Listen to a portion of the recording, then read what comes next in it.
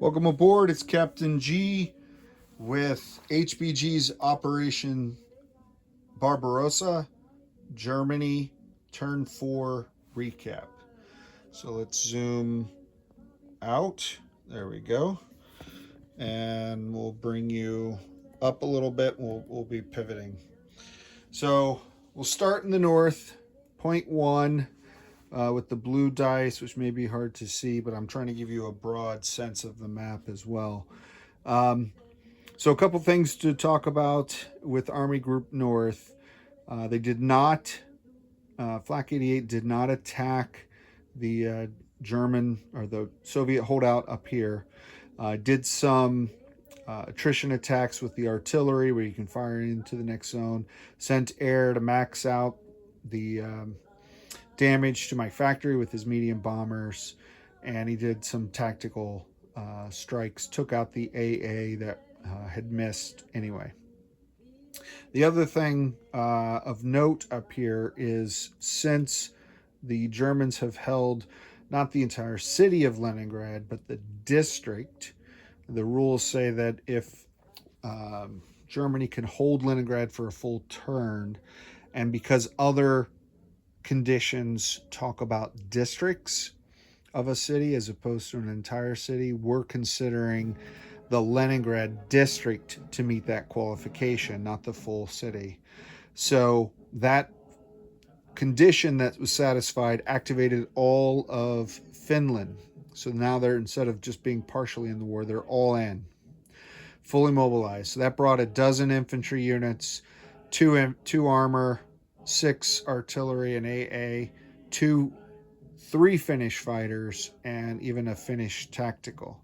So Finland's all in because of the Germans holding Leningrad full turn. So that is the north. Now let's pivot to Army Group Center. So a couple things in this part of the map. This large force that you see here, the 9th Army, didn't move. Tried some artillery attacks, I believe, and didn't get anything, all missed. Meanwhile, down here in Kiev, they stormed across the river. It was frozen, so no river penalty. And they took the East Kiev, so now they have the entire city. But similar to the Leningrad district, the possession by the Axis of West Kiev for a full turn then brought Spain into the war. The Spanish Blue Division, Global War 36 players will know what that reference is. So Spain now starts 4 infantry every turn down with the Italian reinforcements. So this is my Spanish guy, and they now join the battle. So that's 4 more reinforcements for the Germans because they held this. And now they've taken the other side of the river as well and are ready to start pushing through the center. So now we pivot to the south, and the dice are no longer gray or blue. Now they're red. They're socialist commie red. And that's because this large force here, the 6th Army, prematurely under the command of Powis, but they attacked across the river, and again in cities, we're borrowing the Global War 36 version 4.2 rule of you only get 1 round of attack to take the city, which makes the city part of the game much more intriguing. They failed to kill all of the defending Soviets, so they had to retreat across the river. Now, strategic blunder on my part, I should have sabotaged the bridges in Kiev as well as here. I definitely will next time, but I'm not going to get the opportunity now with Kiev because I don't possess it. But because I want to force him to repair those bridges and cause him some logistics problems. But they'll make it across eventually. I've got some reinforcements I can send down. But remember, it's winter. I'm still restricted with the 1 movement for ground units. So, but glory to the Soviet Union and to the defenders of the party. So good job there. And then down here in Odessa, they continue to hold out.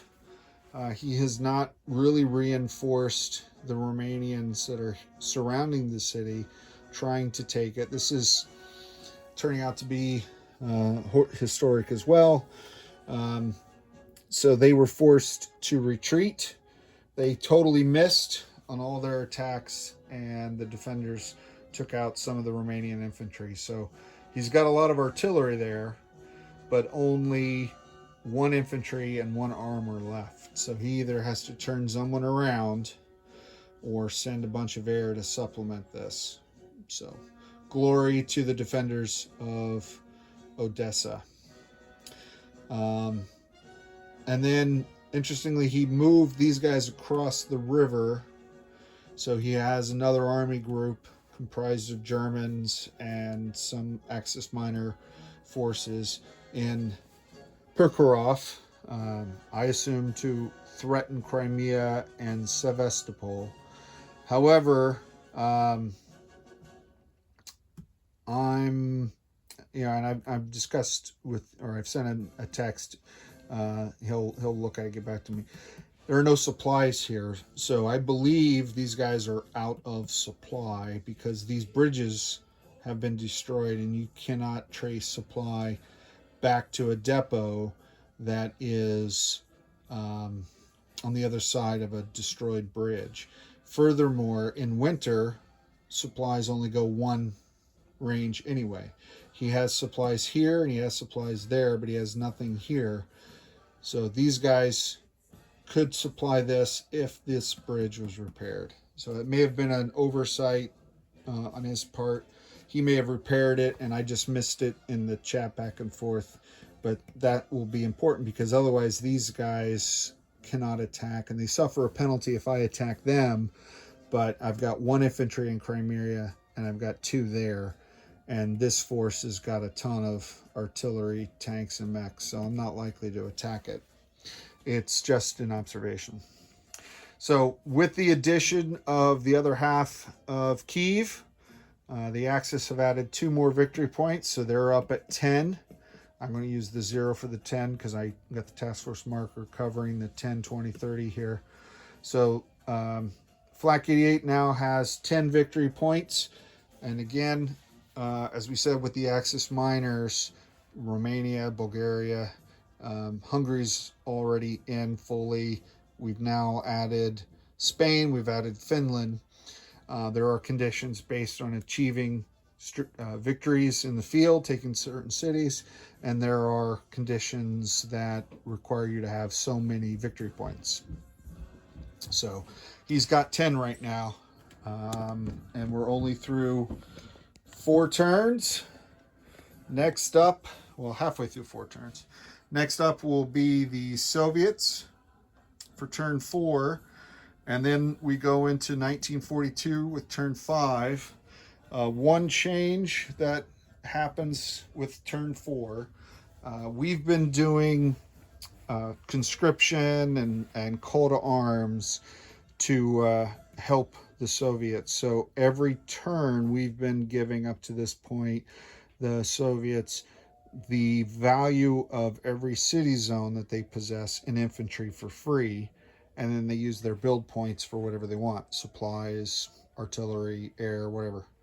That is only through turns 1 through 4, and that ends now. So this will be the last turn that the Soviets get free infantry. It's also the first turn that they get Lend-Lease. And all the way up here in the corner, you see this. You can't read it, I'm sure, but there's dark red, which is most of the map, and then there's this light red. And that light red here is the Lend-Lease reinforcements, because now we're in November, December of 1941, and in December of 41, the U.S. joins the Allies with the Japanese attack on Pearl Harbor. And so now there'll be a flow of build points exclusive to this start tied directly to Lend-Lease, not reliant on any factory production. And unlike the other build points for both the Axis and for the Soviets, it can carry over. So I get 8 build points if I don't want to build, say, a handful of artillery or supplies. I can instead save that until I have enough to buy elite armor or aircraft or something like that. So that's unique. And then while I'm talking about the far end of the map, just off the edge, you can see more of this light color. And this represents the Siberian reinforcement zone. Is the next trigger for the Soviets coming up will be when Stalin orders his Far East divisions to come to the aid and the defense of the Rodina. So Soviets will start getting more reinforcement points based on that, and they'll place those units in these reinforcement zones. So the Axis need to move quickly. Yes, they get a lot of minor Allied mobilizations, and they have their standard 48 build points per turn, and they're taking a bite out of the Soviet build points by taking Leningrad, but the Soviets have other reinforcements coming, which is a lot of fun. So with that, I'll end this video. This is Captain G signing off on behalf of myself and Flak 88. Thanks for watching. Leave any questions, comments, suggestions with the video. We appreciate it. Over and out.